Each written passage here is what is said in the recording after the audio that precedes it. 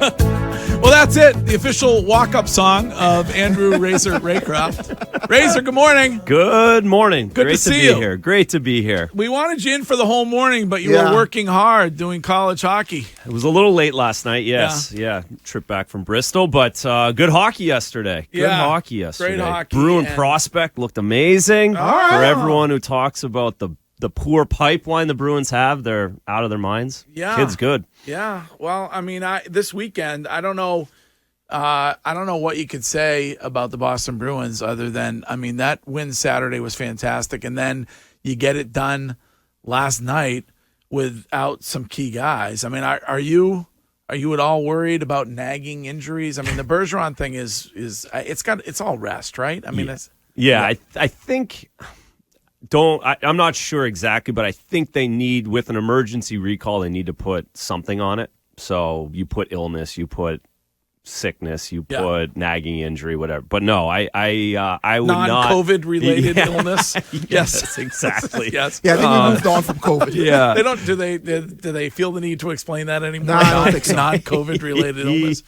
So no, I would highly imagine that Patrice Bergeron and the other two guys will be in the lineup game one of the Stanley Cup playoffs.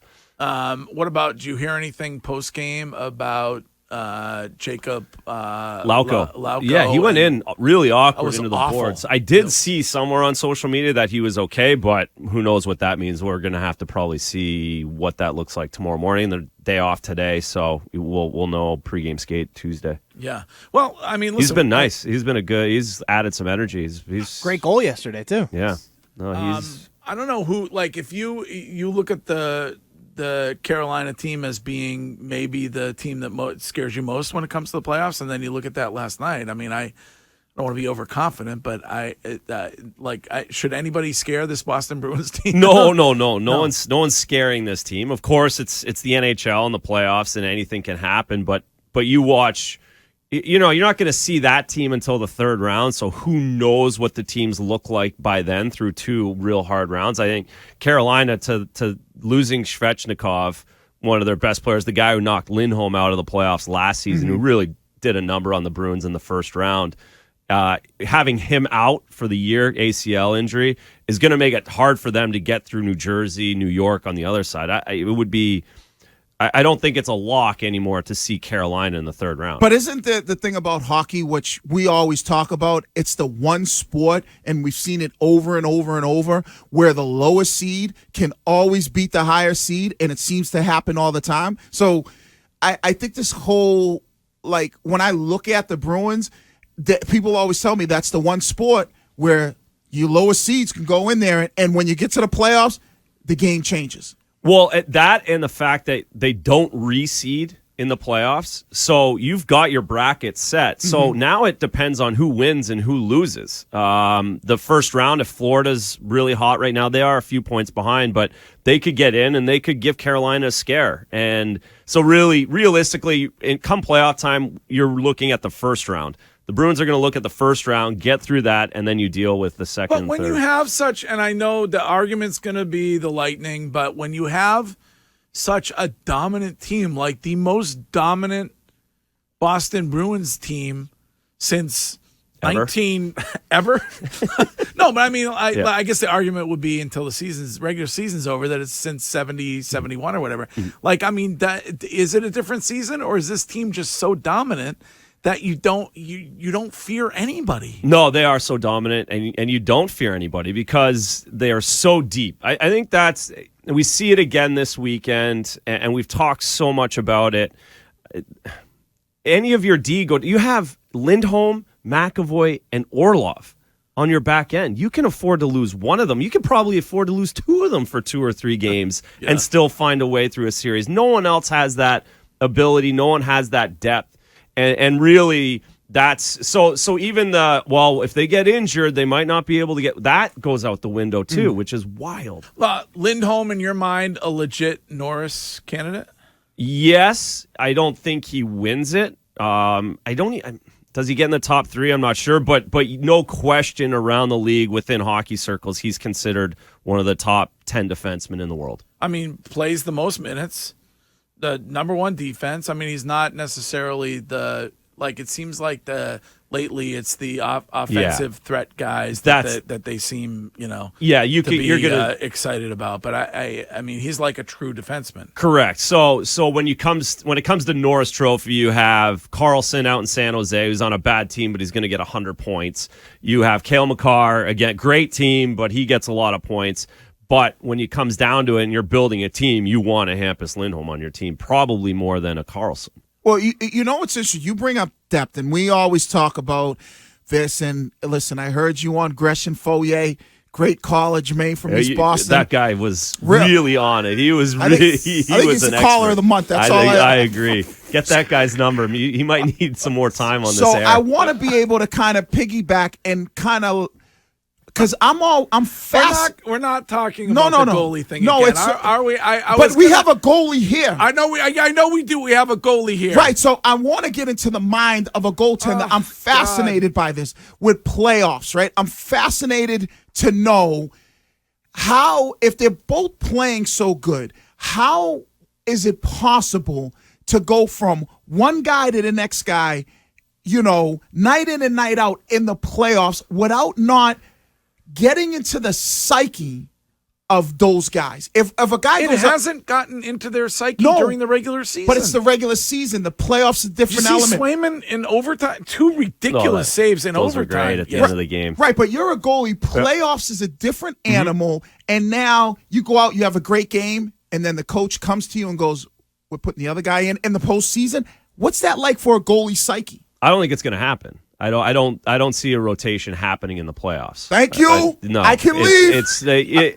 Now you can play both guys. Both guys true. can play, but you're not going to see a rotation. If Linus Ullmark wins the first game of the playoffs, he's going to play game 2. That's the way I see it. So no, I don't see a rotation. There's not going to be a straight rotation, and that's why Jermaine from East Boston is a good caller. And I want everybody to know.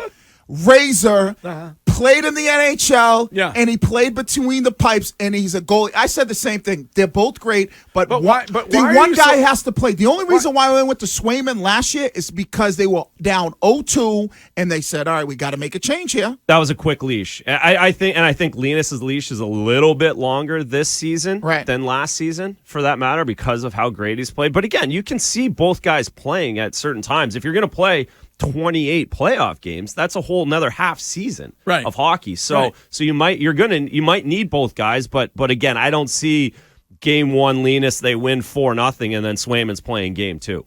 And you think Ullmark is the guy?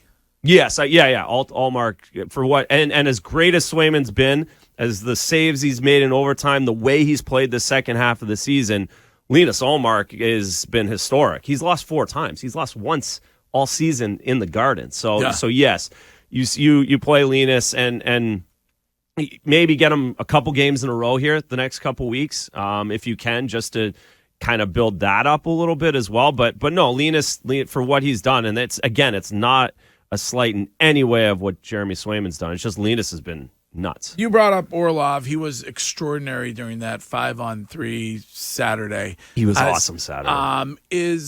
In your mind, did Don Sweeney win the trade deadline? Yes, Don Sweeney has won a lot of trade deadlines lately, and this was no different. To be able to watch Orlov on Saturday, that was his best game as a Bruin. He showed his championship medal, his ability. He's played 24 minutes a night when Washington won the Cup. And that was 4 or 5 years ago. But you saw that Saturday. He's a beast.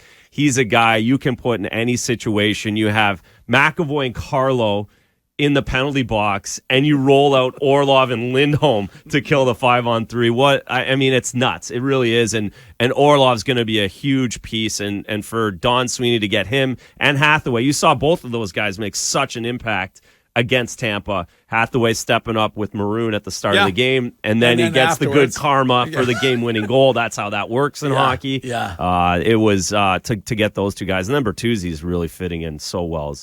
Well, it was my lead this morning, but Patrice Bergeron was comparing Hathaway to Sean Thornton, and I think went on to compare him to Gregory Campbell when it comes to those type of players. So Yeah, pretty good company. Yeah, and you know, if Hathaway can get a ring, I'm sure he's going to have as many free meals as Sean Thornton does in this area. He gets a lot of them. Razor, how are they able to how are they able to kind of not let the pressure get to them because of the season that they're having? And I've never been around that where your season is historic and then you're going into the playoffs. So I don't know what that pressure might be like, but you're around these guys all the time. What's that? How are they able to say, we know what the pressure is, but we're not letting it get to them? Well, it starts with Patrice and Brad. I wasn't a superstar because I would think ahead of things sometimes and say, oh, we're due to lose. Like, this is like, oh, boy, this is like getting me nervous. And we had such a great season, we can't blow it. I think you look at Patrice and the way he goes about his day-to-day business, and you heard so much about process, but Patrice has been in bad situations before and worked his way out of it his entire career. You look at when they won in 11. They were down 0-2. They lost their first 2 games of the first round to Montreal at home with the Montreal Demons and everything. And they've gone through these different periods. So for everyone on the team to feel the calmness of Patrice and Brad and Krejci, I think that's what makes it different. I think that's what gets them. Listen, we're, and listen, they've said it since December. Like, none of this matters if we lose the first round. None of this matters if we don't win the cup. But do you buy that that's the way they feel about it? Yeah, I do. I 1,000% do. I think I know that that's how they feel. I know that they completely are aware of the fact that they need to win a Stanley Cup at this point. And when they say, Wiggy always points to Marchand saying, we don't care about, whether it's President's Cup or is that on their mind at all? Like, I think historic best season ever in the league? Well, you're getting close, and I think you see it yesterday. You sit out 3 players, Allmark doesn't play, but they still want to win hockey games, and I think you come out of that saying, all right, now we only have to go 6-3 to be the best. And if we can win, we're not going to play everybody every single game, but when we strap it on, we're going to try and win. Yeah, and we want to win. And we want to beat everybody. You have somebody like Pasternak who steps up and has an unbelievable game kind of as a leader yesterday. He was a leader. But it almost seems like because of the Marchand thing, and this is what I was talking about. We were talking about like how athletes are. We brought up Jaylen Brown and what their mindset is that nowadays sometimes these guys are not always thinking like, oh, I'm playing to win a championship. Some guys are thinking, I'm playing to get a big payday. I'm playing for this. I'm playing for that. I'm playing for these individual accolades. And so when Marchand says that, I like that from the guy on the team. Is like, who cares about the President's Cup? Who and I've been in 2 Super Bowls, but both times I was the underdog. So now you're going into this run as the top dog. Well, one of them you were rooting for the other team. Well, yeah, I mean, I grew up a Pats fan, and so Carolina, if I had to lose to anybody, I'd I don't mind losing to the Patriots. But you see that this team is going in with that potentially being held over their head, the greatest Bruins team ever. And now you got your guy going, that means absolutely nothing to us, which he should be saying because the only thing that matters is winning, right? Yeah, and they know if they... And the other side of that, right? The other side, if they have this historic season, I'm sure that they're looking at it, and you can look at it from a really positive point of view where you win the cup, you are the greatest. Yeah. You are legitimately one of the greatest teams ever we have in to the be history. The greatest. Like if you win the most regular single season, the most regular and the cup, you're the Montreal Canadiens in the 70s. Right. Like that's what you are. And we're still talking about the Montreal Canadiens of the 70s 50 years later. Right. We're still talking about Bobby Orr and those Bruins teams in 70 and 71 and 72. Like that's what these guys are up against. So you look at it from the positive side of it where you really get to be historic right now. And that's something that I don't think is lost on these guys. Yeah. I think they are aware of it and they understand what the implications are.